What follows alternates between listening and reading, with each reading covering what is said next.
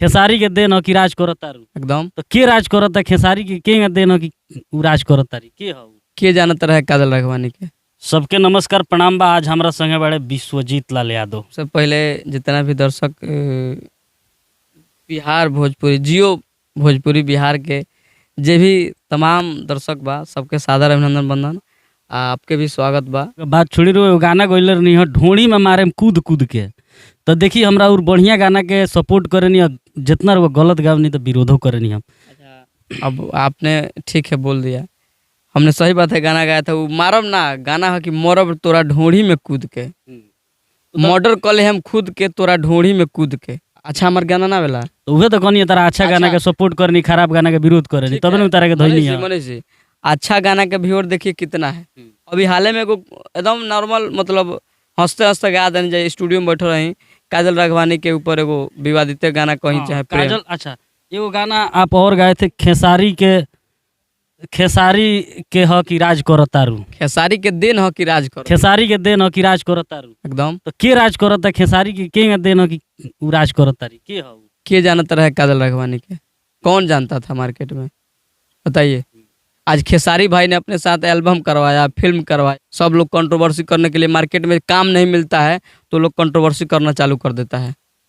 जिसको कोई काम नहीं रहता है उसके फलना के ऊपर आरोप लगाना चालू कर देता है कि हमारा उसके साथ बॉयफ्रेंड था, मेरा तो मेरा पति थे, तो ये थे, उनका शादी मेरे से होने वाला था। ये सब बाद में बवाल जब काम मतलब अरे कितना दिन आपको ले घूमेगा आप। अब मान लीजिए 40 साल के हो गए बड़ू, बुढ़ा गए बड़ू, जबरदस्ती क्या कहला मेकअप को कितना दिन लो। आजकल का नया नया लेके आओ तो सो इंस्टाग्राम पर रील पर के डालते डालते व्यूअर 1 मिलियन, तो प्रोड्यूसर उस पर खर्चा करेगा ना, डायरेक्टर उस पर खर्चा करेगा।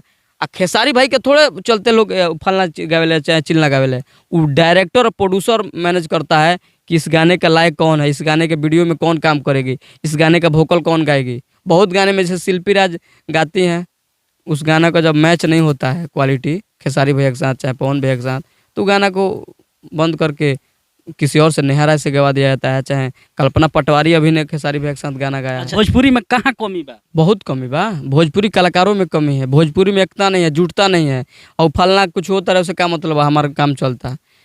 देखिए आजकल के डेट में जो मैंने मार्केट में स्टार कहिए पिक्चर के माध्यम से, तो सबसे बड़े अगर फिल्म के माध्यम से देखा जाता है अगर व्यूअर्स, तो 1 नंबर पे आते हैं दिनेश लाल यादव।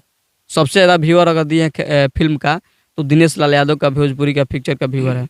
दूसरे नंबर में खेसारी भैया, उसके पवन भैया, मैं तीनों ये लोग मैंने एक पहलू के कलाकार हैं। और इनके ही चलते मान लीजिए भोजपुरी मूवी चलता था।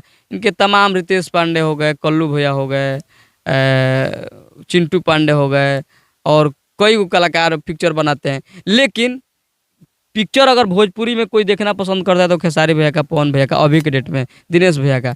लेकिन मार्केट में ये लोग खुद ही अब जाके दूसरे कलाकार का दूसरे पिक्चर में काम करते हैं लोग।